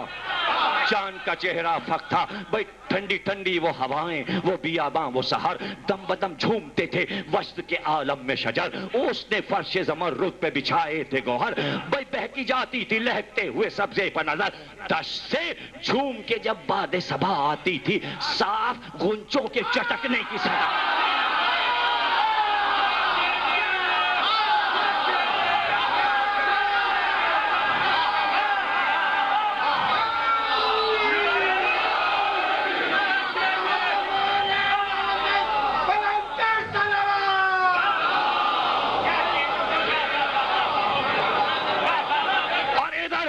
کی سواری چلی اور مرزا دبیر نے آواز دی، منظر دیکھنا چاہتے ہو کہ حسین کا لشکر کیسے چلا، حسین گھوڑے پہ کیسے سوار ہوئے اور سب میدان میں کس طرح پہنچے؟ تو اب دبیر کہتے ہیں اس مسرہ سے جب کہ برآمد ہوئے جناب، عباس لائے مرکب ابن ابو تراب، حاصل جدا جدا کیا ایک ایک نے ثواب، چومے انہاں نے ہاتھ گری پاؤں پر رکاب، جب زینے ذوالجناح پہ صابر مکی ہوا، غل تھا کہ آس پہ کرسی نشین ہوا۔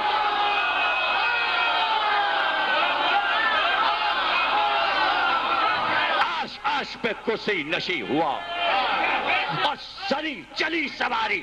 تو اب دبیر کہتے ہیں بھئی جلوہ فلک فلک تھا، جلوہ فلک فلک تھا، تجلی زمین زمین، مجرا قدم قدم تھا تو سجدہ جمی جمی، بھئی جنات دور دور، ملائک قریب قریب،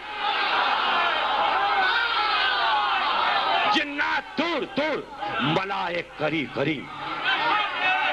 بھئی خورشید ذرہ ذرہ تھا، سایہ کہیں کہیں، سایہ کہیں کہیں، باطل کو حق نے بسمل تیغ غضب کیا، ایمان بڑھ کے کفر سے جزیہ طلب کیا۔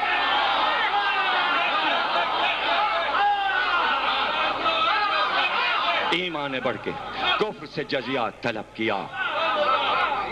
کبھی انیس خیمے میں تھے اور کبھی باہر تھے، نہ ہوتے انیس تو خیمے کے مناظر کیسے دیکھتے؟ مورخ تو اندر جا نہیں سکتا، راوی تو اندر جا نہیں سکتا، چونکہ فرشتے تھے دونوں، خیمے میں جانے کی اجازت تھی کہ زینب نے کیا کہا، لیلا نے کیا کہا، رباب نے کیا کہا، سکینہ نے کیا، ورنہ ہم تک کیسے آتی بات؟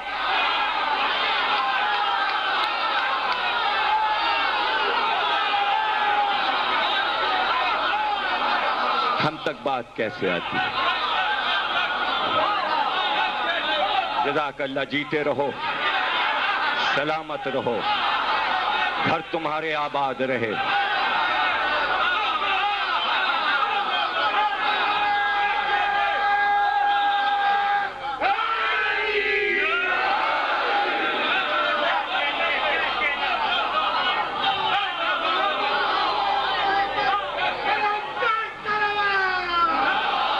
یاد رکھنا کسی مقتل نگار کی مجال نہیں تھی، اس لیے کہ جب حسین گھوڑے سے گرے کوئی نہیں تھا وہاں، بتانے والا کوئی تمہارے پاس مورخ نہیں تھا، ہم کو تو پتہ بھی نہ چلتا، چوتھے امام تو خیمے میں بے ہوش تھے، یہ میر انیس تھے کہ بتایا کہ آؤ میں تمہیں بتاؤں اس وقت کیا ہو رہا تھا، کیا ہو رہا تھا، بتاؤ انیس۔ جب حسین مقتل میں گر گئے تو سناٹا تھا، سب مقتل میں سو رہے تھے، اب تو حسین کے لشکر میں بھی کوئی نہیں، بیویاں تو خیمے میں تھیں، ہم کو بتاؤ انیس ہوا کیا؟ تو انیس نے کہا آؤ ہم سے پوچھو۔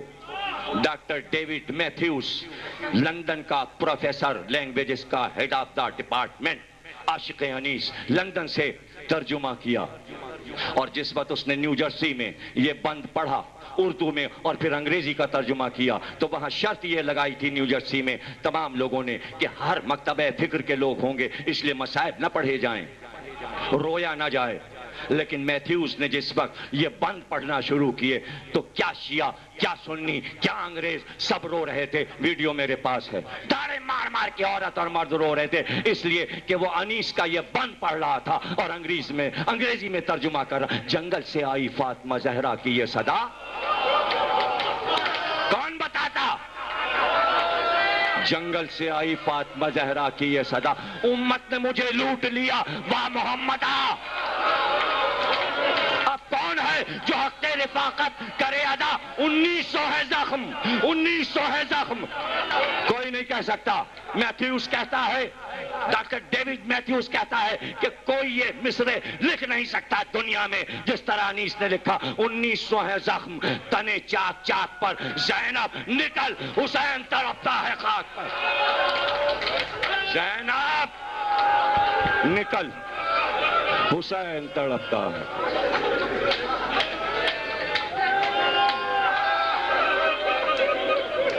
ہاں فرمائش ہے چونکہ اس تقریر کو ختم کرتے ہوئے ہمارے اشرف بھائی کی بھی فرمائش، محسن بھائی کی بھی فرمائش، احسن بھائی کی بھی فرمائش کہ راہب کا قصہ پڑھیے گا ضرور، اب تو کل ہی کی ایک تقریر رہ گئی شب کی، ورنہ دن کی ہے پرسوں، اور امید ہے کہ ساری ماتمی انجمنیں جو جلوس میں آئیں گی وہ خیال رکھیں گی نظم و ضبط کا۔ یہ خاموش جلوس ہے، یہ زینب کی عماری کا جلوس ہے، اس میں نعرے نہیں لگتے اس لیے کہ زینب لٹ کے مدینے آئی ہے، اس میں نعرہ حیدری نہیں لگتا، اس جلوس میں نعرہ حیدری نہیں ہے اس لیے کہ لٹے ہوئے آ رہے ہیں۔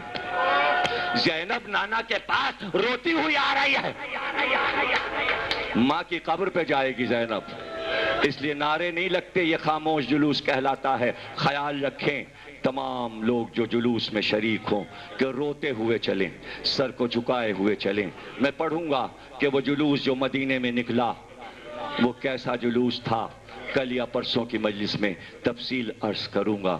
اللہ، ہندوستان کے کتنے لوگ قربان ہوئے، تو عیسائی بھی قربان ہوئے، اور جب انہیں پتہ چلا انہوں نے کہا ہم اپنی جان قربان کر دیں۔ حسین کا بچپن تھا، مباہلہ ختم ہوا تھا، راہب ملنے آیا تھا، کہا اے مسلمانوں کے نبی لاولد ہوں، ایک بیٹا دے دو۔ حسین گود میں تھے نانا کی، نانا کا چہرہ دیکھا، نانا نے کہا تیری تقدیر میں بیٹا نہیں۔ بس یہ سننا تھا کہ حسین نے اس کا مایوس چہرہ دیکھا اور بس بے اختیار کا نانا ہم نے اس کو ایک بیٹا دیا، نانا ہم نے اس کو ایک بیٹا دیا، گھبرانا نہیں، اس لیے کہ حسین یہ کر سکتے ہیں، اس لیے کہ جو نبی حسین کے ساتھ کرے گا، ہل جزاء الاحسان الا الاحسان۔ ایک شخص آیا چھوٹا سا ہرن کا بچہ لیے ہوئے، خدمت پہ پیش کیا، کہ شکار کھیلنے گیا تھا، یہ بچہ جنگل میں صحرا میں مل گیا، آپ کو دیتا ہوں اس لیے کہ آپ کے گھر میں بچے ہیں۔ حسن اس وقت بیٹھے تھے، کہا جاؤ حسن اس کی طرف سے یہ تمہارا تحفہ۔ حسن نے اس بچے کو لپٹا لیا ہرن کے اور گھر میں گئے۔ حسین کی نظر پڑی، کہا کس نے دیا؟ بھیا حسن یہ آپ کو ہرن کا بچہ کس نے دیا؟ کہا نانا نے دیا۔ بس کہتے ہیں کہ اس وقت حسین اپنی آستین کو رکھ کے اب جو دیوار پہ جو سر رکھا تو ماں کہتی رہ گئی حسین میرے پاس آؤ، ہوا کیا مجھے بتاؤ تو ہوا کیا، مگر حسین نہیں بولے۔ ماں نے کہا کمبر ذرا نانا سے کہہ دو حسن اور حسین کے کہ زہرا بلاتی ہے بابا میری بات سنو۔ آئے، کہا زہرا کیا بات ہے؟ کہا آپ ہی رلاتے بھی ہیں، آپ ہی کھلاتے بھی ہیں۔ اب حسین تو باتیں ہی نہیں کر رہے، آنکھ سے آنسو ہیں، آستین رکھ دیا۔ کہا کیا بات ہے؟ حسین میرے پاس آؤ مجھے بتاؤ تو ہوا کیا۔ آپ کو پتا ہے کیا کیا کہا؟ کہا اگر سیر کرنا چاہو عرش کی تو جبریل کے پروں پہ بٹھا کر عرش کی سیر کروا دوں حسین، لیکن منہ سے بولو کیا ہوا۔ کہا واہ نانا، ہرنی کا بچہ بھیا کو دیا اور ہم کو نہیں دیا۔ وہ وہی وقت تھا کہ جبریل نازل ہوا، ہرنی اپنے بچے کو دودھ پلا رہی تھی، ملک نے آ کے ہرنی سے کہا اتنی تیز دوڑ کہ دوسرا بچہ نبی کے پاس پہنچے اس سے پہلے کہ حسین زمین پہ گر کے تڑپے۔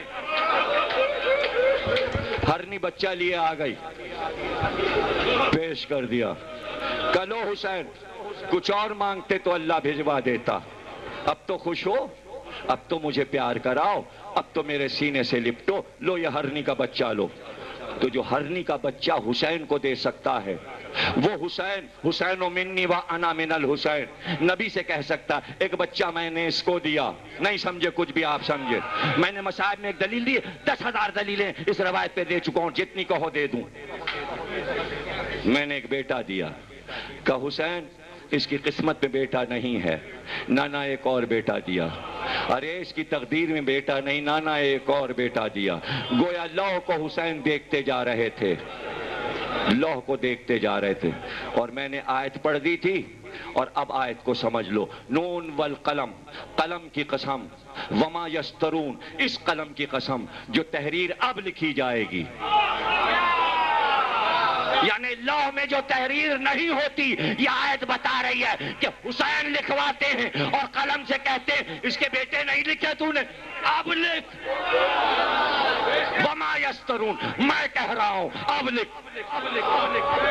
حسین افضل یا قلم افضل؟ حسین کہہ دیں تو قلم چلے، حسین نے کہا تو قلم چلا، اور اس نے لکھا ایک بیٹا، دوسرا بیٹا، تیسرا بیٹا۔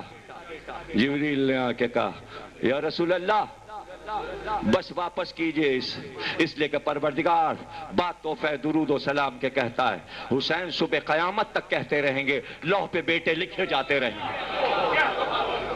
یہ ناز برداریاں۔ اس نے دیکھا یہ مباہلے کا چھوٹا سا بچہ، یہ خوبصورت بچہ، یہ نانا کا راج دلارا، اس نے کہا ہے تو ایسا ہی ہوگا۔ اس نے کوئی بحث نہیں کی، ہاں جب چلنے لگا تو جھکا، اور جھک کر حسین کے ننھے ننھے پیروں کو چومتا جاتا تھا، اور بس ایک بات کہتا جاتا تھا، ہم جا رہے ہیں اے حسین۔ حسین قادسیہ آخری شہر ہے عراق کا، رخ مڑتا ہے شام کی طرف، جیسے ہی صحرا پار ہوگا حلب آ جائے گا۔ ہم صحرا میں رہتے ہیں لیکن راستے میں ہی ہمارا دیر ہے، ہم اسی میں رہتے ہیں۔ اگر کبھی شام کی طرف آنا اور حلب آنا ہو ہمارے گھر آؤ گے؟ بڑے پیار سے مسکرا کے حسین نے دیکھا، راہب کا نام ہے اسفر، کسی سے نام سنا؟ اسفر نام ہے، الف زال فے رے۔ کہا راہب یہ ہمارا وعدہ رہا، تم نے اتنے پیار سے بلایا ہے تو آئیں گے ضرور، ہم تمہارے گھر آئیں گے۔ روتا ہوا چلا، خوشی کے آنسو تھے، لیکن اس دن سے بھولا نہیں۔ بچے نے کہا ہے، وعدہ کیا ہے، آئے گا۔ گھر آیا، ایک بیٹا، دوسرا بیٹا، تیسرا بیٹا۔ 30 برس گزر گئے، بیٹے جوان ہو گئے، 7 بیٹے برابر کے۔ عطا حسین کی دیکھتا سب کو سامنے بلا کے، تمہیں معلوم ہے تم کس کی عطا ہو؟ تم کس کی دعا ہو؟ لیکن پھر نام نہیں لیتا، بیٹے چلے جاتے۔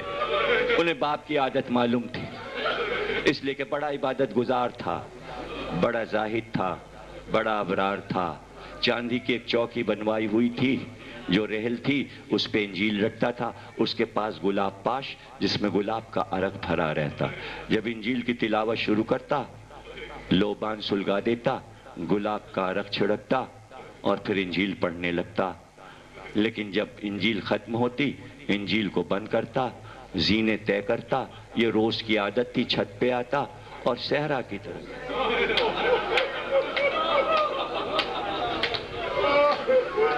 جب دھوپ بہت تیز ہوتی بیٹے پیچھے آ جاتے اور آ کے کہتے، بابا کبھی آپ بتاتے بھی نہیں، کس کا انتظار کرتے؟ کہ جس نے وعدہ کیا ہے وہ آئے گا، اس لیے ہم انتظار کرتے ہیں۔ بابا دھوپ بہت تیز ہے، آپ نے کھانا بھی نہیں کھایا، چلیے اب نیچے چلیے، اگر آنے والے کو آنا ہے تو پتہ چل جائے گا۔ لیکن اس نے عادت نہیں چھوڑی، نہ بیٹوں کو بتایا کون آنے والا ہے۔ راتوں کو آنکھ کھل جاتی، شاید کوئی آ گیا، دروازے کی آہٹ پہ سمجھتا کوئی مہمان آ گیا۔ لیکن ایک رات سو رہا تھا، انجیل کی تلاوت کر کے دیکھا خواب میں حضرت عیسیٰ آئے، لیکن زلفوں پہ مٹی پڑی ہوئی ہے، خاک پڑی ہے۔ کہ خوب سوتا ہے تو، تیرا مہمان تیرے گھر آ گیا اور تو اب تک سو رہا ہے۔ اللہ سب کو زیارت کرائے، سب لوگ شام جائیں تو حلب جائیں، مولا سب کی سنے۔ اور جو جا چکے حلب کی زیارت کر چکے، میں بھی 2 بار زیارت کر چکا، لیکن جب میں نے زیارت کی تو جب میں نے روایت پڑھی تھی تو میں اس دیر کی اس دیوار کے پاس بہت دیر بیٹھا جو پتھر کی بنی ہے، جدھر سے دروازہ اندر جاتا ہے وہی دیوار دیکھتے رہیے اور روتے رہیے، اس لیے کہ جب عیسیٰ نے اس کو چونکایا، اس نے دروازہ کھولا، رات اندھیری تھی، کچھ نظر نہ آیا، لیکن دور اس نے دیکھا مشعلیں جل رہی ہیں، کچھ کچھ روشنی ہو رہی ہے۔ اس نے روشنی میں دیکھا گھوڑوں پہ سوار ہیں، اونٹوں پہ سوار ہیں۔ اس نے کہا یہ تو کوئی لشکر ہے، کہیں جا رہا ہے۔ لیکن ایک دم جو نظر پڑی تو دیکھا کچھ عورتیں زمین پہ بیٹھی ہیں دائرے کی شکل میں، اور سب کے بال چہرے پہ لٹک رہے۔ یہ کیسے لوگ ہیں؟ یہ کون سا لشکر ہے؟ یہ کون بیبیاں ہیں؟ حیران پریشان دروازہ کھول کے باہر آ گیا، زینے اتر کے باہر آ گیا۔ ایک بار اس نے دیکھا اپنے گھر کی دیوار کی طرف جو نظر گئی تو اس نے دیکھا بہت سے نیزے کھڑے ہوئے ہیں۔ اس نے دیکھا ہر نیزے پہ ایک سر رکھا ہوا ہے۔ چلا، ایک سر کو دیکھا، دوسرے سر کو دیکھا، تیسرے سر کو دیکھا۔ دیکھتے دیکھتے ایک بار ایک سر کے پاس رکا اور اسے غور سے دیکھنا شروع کیا، اور دل میں کہنے لگا یہ چہرہ دیکھا ہوا لگتا ہے، میں نے کہیں دیکھا ہے۔ انجمن، ماتمی انجمن آ گئی ہے، ماتم کرے گی، آخری جملہ ادا کر رہا ہوں، اور انجمن کے تمام ارکین سے میں چاہوں گا کہ فوراً وہ یہاں پر آ جائیں اور فوراً ماتم بولیں۔ 1 گھنٹے بعد آئے تو اس کا کیا فائدہ؟ جیسے ہی میں مصائب ختم کروں یا حسین جب مجمع کہے تو ان کے ہاتھ سے اور ان کے منہ سے یا حسین کا نعرہ لے کے فوراً نوحہ شروع کر دیں۔ یہی طریقہ ہوتا ہے عزاداری کا۔ اور بعد میں اگر گیپ کے بعد آپ نے ماتم کیا تو کیا کیا؟ یہ آخری جملے ادا کر رہا ہوں۔ سردار کون ہے؟ کیا نام ہے؟ کا شمر۔ تو ہے سردار؟ کہاں؟ کہ یہ سر جو نیزے پر ہے یہ میرے ہاتھ بیچے گا؟ کہ یہ بہت قیمتی ہے، اس کے لیے بڑی کوششیں کی ہیں، اس سر کے لیے لشکر بھیجے۔ یہ حاکم کے پاس جاتا ہے، بادشاہ کے پاس جاتا ہے، جو دمشق میں پیش کیا جائے گا، ہم کچھ اس میں نہیں کر سکتے۔ کہ اچھا یہ تو کر سکتا ہے، کچھ دیر کے لیے یہ سر ہمیں دے دے، میرے پاس جو بھی مال اور متاع ہے میں لاتا ہوں، کچھ سکے میرے پاس ہیں، کچھ سونا چاندی میرے پاس ہے، میں سب لا کے تجھے دیے دیتا ہوں، اتنی دیر کے لیے یہ سر دے دے، جب تک تمہارا لشکر یہاں ٹھہرا ہے اتنی دیر میرے پاس رہے، جب جانے لگنا میں خود تمہارے حوالے کر دوں گا، پھر تم لے جانا۔ اندر گیا، صندوق کھولا، سکے نکالے، جو کچھ مال و متاع تھا لے آیا، شمر کے سامنے ڈال دیا۔ کہ یہ لو۔ اس نے دیکھا اچھی خاصی دولت مل رہی ہے، کہ جاؤ سر لے جاؤ۔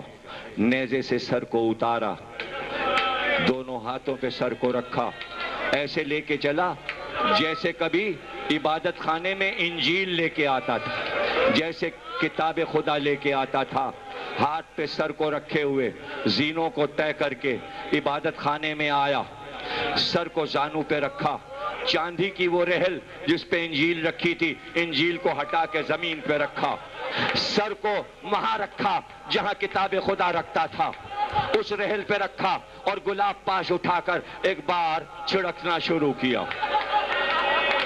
بس بھائی تقریر ہو گئی۔